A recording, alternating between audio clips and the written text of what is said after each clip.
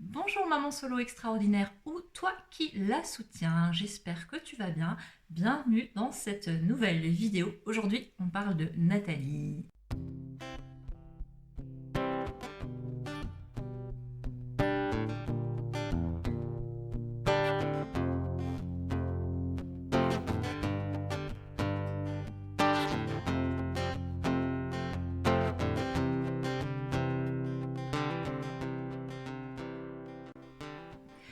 Mais avant ça, si ce n'est pas encore fait, je t'invite vraiment à t'abonner à cette chaîne et pourquoi pas à venir discuter en commentaire avec moi et en tout cas à mettre des pouces en l'air si tu apprécies cette vidéo ou les vidéos que tu vas trouver sur la chaîne. Il commence à y en avoir quelques-unes et c'est pas fini. Aujourd'hui, on parle de Nathalie Bourrus. J'ai eu la chance de la rencontrer il y a quelques jours de ça, quelques presque semaines, enfin c'est quand même assez récent, lors du tournage de l'émission à laquelle j'ai participé, Maman Solo, comment font-elles pour s'en sortir, qui a été diffusée sur France 4 dans la maison des parents, donc une émission quotidienne et matinale destinée donc aux parents, comme son nom l'indique, à la parentalité. Et donc on a pu intervenir toutes les deux pour parler du sujet des mamans solo et de finalement comment est-ce qu'il est ce quotidien. Je te laisse dans la barre d'infos si tu le souhaites un lien vers l'émission si tu ne l'as pas encore vue. Aujourd'hui, je vais te parler du livre Maman solo, les oubliés de la République de Nathalie Bourrus, que j'ai lu avant d'aller à l'émission pour savoir un petit peu aux côtés de qui j'allais témoigner. J'avais un petit peu besoin de savoir qui était cette femme et en tout cas quelle était son œuvre. Et donc ce livre est sorti en septembre 2020, donc il est plutôt récent, donc aux éditions Pygmalion. Et en fait, Nathalie Bourrus, c'est qui? C'est une femme, une journaliste, une reporter qui a fait dans un premier temps du reportage de guerre, qui est vraiment partie dans les pays les plus en difficulté pour faire des chroniques de guerre. Donc ça a été pendant un premier temps dans sa carrière. Et ensuite, elle poursuit sa carrière. Elle est chroniqueuse pour France Info. Voilà, pas que je me trompe de maison. Pour France Info depuis plus de 26 ans. Donc c'est voilà une maman solo d'un petit homme qui est âgé de 10 ans maintenant, il me semble, qui vit d'une carrière de reporter, de journaliste dans la région parisienne. Et donc elle a écrit cela, Maman solo, les oubliés de la République. Et elle dépeint un quotidien de façon voilà, de façon très poignante. C'est un livre poignant. Alors moi, comme je lui ai dit quand on s'est rencontrés, je ne conseille pas ce livre aux mamans solo. Je vais t'expliquer pourquoi. Par contre, je le conseille à toutes les personnes qui ne sont pas maman solo. Et je vais aussi t'expliquer pourquoi. Alors, moi, j'ai lu ce bouquin en quelques heures, en 24 heures. Enfin, voilà, sur une journée, je me suis pris, enfin, plutôt sur une nuit, j'ai beaucoup lu. C'est un livre qui est tellement... Tu rentres vraiment dans le quotidien d'une maman. Et du coup, tu as envie de savoir, quoi, de dérouler le fil, de dérouler la journée de cette maman, de cette vie. C'est hyper poignant. Du coup, tu es vraiment happé dans l'histoire. Mais ça te raconte vraiment l'histoire de façon... dans les angles les plus noirs. Donc ça te parle d'un quotidien qui est difficile. Si tu es maman solo, tu sais déjà que le quotidien est difficile. Tout ce qu'elle va décrire, tu vas pouvoir t'identifier si tu es maman solo. Donc tu vas ramener ce truc de dire ouais, c'est vrai que c'est hyper glauque en fait ce qu'on vit. C'est franchement difficile et franchement ça peut conduire à des idées plutôt moroses, voire très noires. Elle en parle, elle dit qu'à un moment donné, elle a eu besoin d'être accompagnée par des psys parce que ça allait pas. Et elle raconte tout ça et elle le raconte, elle a quand même une plume de reporter. Donc vraiment, tu es dans la vie qu'elle raconte, tu es dans la scène qu'elle raconte. Et du coup, ça peut être compliqué en tant que maman solo d'avoir ce miroir comme ça. Parce que même si toi, c'est ta vie aussi, ce qu'elle raconte, tu vas voir que toutes les situations qu'elle décrit, ben oui, c'est exactement ça. Mais justement, toi, tu les vis dans ta journée, tu as le nez dans le guidon, et là, ça te donne vraiment une hauteur, quoi. Ça te permet de voir que oui, effectivement, c'est merdique ton truc et ta vie, elle est compliquée. C'est pas juste une impression parce que tu es dedans, c'est vraiment ta vie, elle est compliquée. Pourquoi je dis que ce livre-là, eh ben, toutes les personnes qui sont pas maman solo devraient le lire parce que je suis persuadée, et c'est pour ça que je crée ce mouvement, je suis une maman solo extraordinaire, je suis persuadée que personne autour de nous ne sait ce qu'on vit, ne sait ce qu'on ressent, ne sait de quoi, ne comprend la teneur de nos journées, de ce qu'on accomplit quotidiennement, à partir du moment où on se lève jusqu'au moment où on se couche, même nos proches. Même à un moment donné, dans l'émission et puis dans le livre, elle dit hein, mes parents, je les adore, hein, mais ils comprennent rien en fait. Même nos proches, même nos familles, même très aimantes, hein, même soutenantes, même très présentes, les personnes qui ne sont pas maman solo ne peuvent pas comprendre ce que c'est. Et dans ce genre de livre, on voit bien ce que c'est. Avec ce genre d'ouvrage, quand on lit le truc, quand on est projeté comme ça au milieu du terrain miné, et c'est vraiment à dessein que j'emploie cette expression, hein, puisqu'elle fait beaucoup le parallèle avec sa vie de reporter de guerre, et ben quand t'es pas dans le pays en guerre, t'as beau voir les images à la télé, tu dis ah ouais, ah, punaise, mince, oh, punaise, les pauvres gens et tout. Mais t'y es pas, quoi. Et avec sa plume, t'es projeté dedans. Ce qui est frappant, c'est qu'elle dit notamment que maman solo, c'est plus dur qu'être dans un pays en guerre. Et ça, quand elle te dit ça dès les premières pages, waouh, tu fais waouh. Et voilà, toutes les personnes qui ne sont pas maman solo devraient jeter un œil à ce livre. D'ailleurs, je crois que je vais l'offrir moi à Noël, je sais pas, je vais faire un truc. Mais vraiment, moi je crois que notre défi maintenant, les mamans solo, là, dans les années qui viennent, c'est vraiment de devenir visible et d'exprimer ce qu'on vit. Et de faire passer les messages de témoignages, d'expertes du vécu, de notre vécu, tu vois. C'est un peu ça. Pourquoi?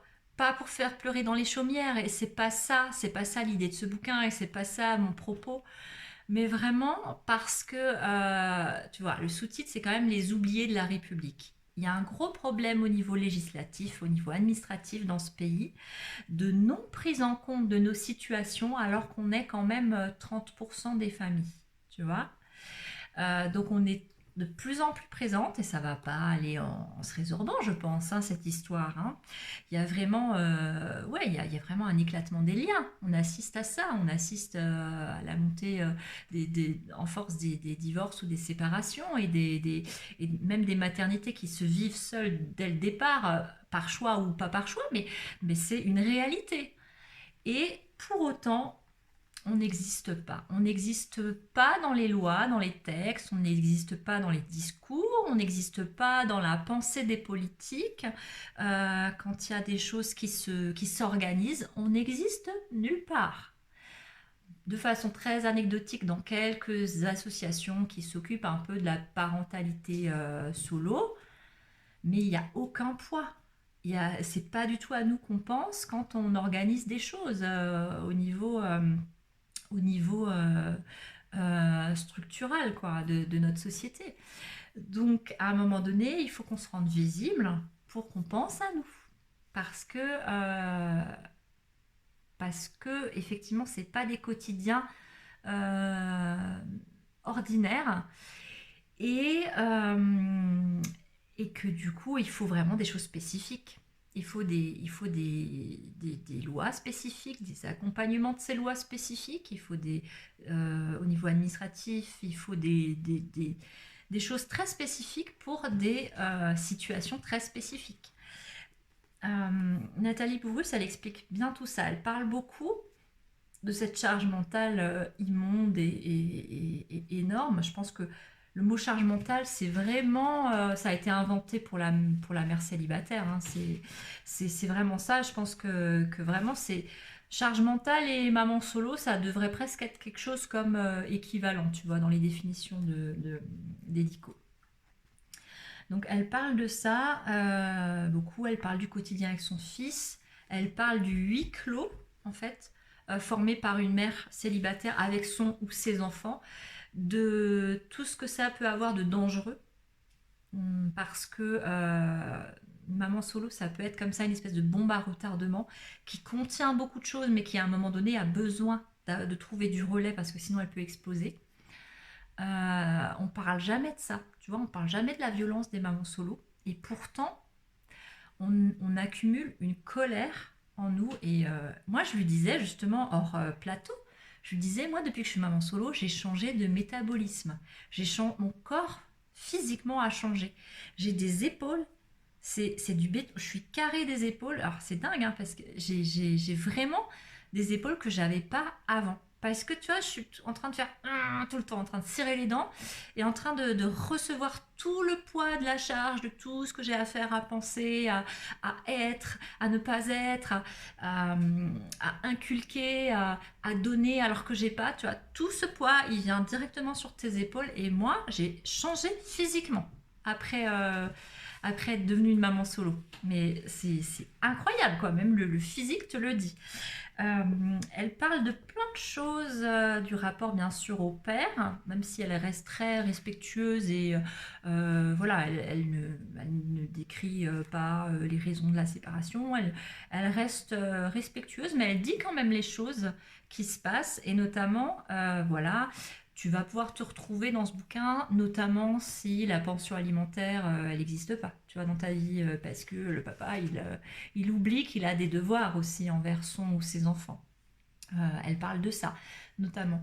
Elle parle aussi d'un truc assez insidieux. Alors, chaque maman solo est différente, chaque histoire de maman solo, chaque famille de maman solo est différente. Donc, forcément, il y a des choses qui vont te t'interpeller, puis d'autres que tu ne vis pas forcément, bah, un peu moins, mais tu auras forcément une copine qui a vécu le truc et tu verras forcément de quoi elle veut parler. Mais notamment, elle parle d'une espèce de pression psychologique qu'elle subit quand son enfant n'est pas avec elle. Ça, c'est toutes les mamans, tu vas te reconnaître là-dedans. Et elle explique qu'en tant que Parisienne, tu vois, il y a des choses qui se passent à Paris, notamment les attentats. Et donc, voilà, une des anecdotes, c'est au moment des attentats, son fils est avec son père. Elle ne connaît rien de leur emploi du temps parce qu'il n'y a pas cette communication, tu vois, il n'y a pas cet échange de tiens, on a fait ça, tiens, je t'envoie une photo, machin. Voilà, c'est pas une relation comme ça. Et du coup, elle n'a pas de nouvelles de son enfant et elle envoie des SMS et des appels pendant 48 heures. Elle n'a pas de nouvelles. Donc elle ne sait pas si son enfant, il a été dans les attentats, s'il va bien, s'il va pas bien. Et pendant 48 heures, elle ne sait pas. Tu vois, elle n'a pas de nouvelles. Et elle décrit combien c'est terrible et que c'est une pression. Alors, est-ce que c'est fait en conscience ou pas? On ne sait pas, hein. Il y a parfois des manipulateurs qui peuvent jouer de ça. Là, c'est pas le propos, c'est simplement de dire en tant que maman comment tu survis à ce genre de choses et, euh, et comment après t'es prise en compte par, voilà, par les accompagnants, par les gens qui sont censés t'accompagner au niveau administratif, au niveau juridique, comment t'es pris en considération par un juge qui t'accorde à peu près 10 minutes, même pas, voilà, pour donner l'impulsion de tout le reste de ta vie et de toute l'organisation du reste de ta vie.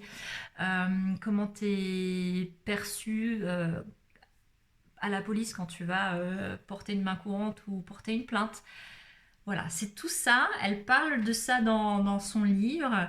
Alors, c'est une maman solo, hein, ça va pas être exactement ta vie à toi, parce que ta vie à toi, elle est unique. Et tu sais quoi? Je t'invite à écrire un livre. Et je plaisante même pas, hein, je plaisante même pas. Je t'invite vraiment à écrire ton livre à toi. Moi, c'est ce que je suis en train de faire, hein, clairement. Moi, je suis en train d'écrire un livre, je l'ai déjà dit, je crois que j'en ai déjà parlé sur cette chaîne. Et, euh, et, et je voudrais que les mamans solo, on écrive des livres sur notre vie, tu vois, sur notre quotidien. Vraiment. Il faut que ça inonde les libraires prochainement. Et il faut que les gens perçoivent ce qu'on vit et qu'il y ait des choses où on nous prend en compte, enfin, où on nous prend en considération, où on écoute nos propositions, parce qu'on en a beaucoup, et où on nous laisse la possibilité d'exprimer toutes les compétences qu'on acquiert au fil du temps, du simple fait d'être maman solo. Voilà, c'est ce que je voudrais. Et ça va être mon mot de la fin. Je te laisse en barre d'infos le lien vers le livre s'il t'intéresse, si tu as envie de l'offrir autour de toi.